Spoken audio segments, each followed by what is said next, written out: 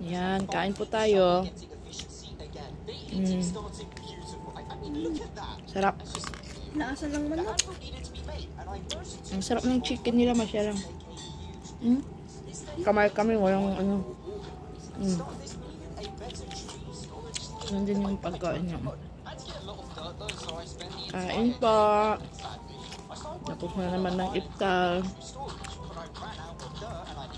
Bukas pa lang biyahe namin papuntang Madina.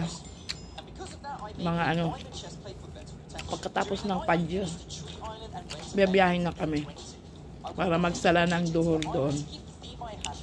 Salatul, ayan, basta duhur pala. Hindi pala salatul juman lang pala ngayon. Yan. Ang fairness, ang sarap pati kanin. Malasa.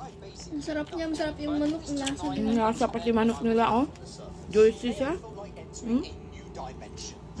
Yung macaroni.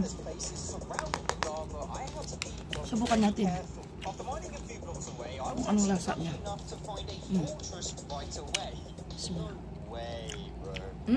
Masarap din siya. Yummy. Diba? Kain po, kamo. Nahiya siya. Yan. Bye-bye po.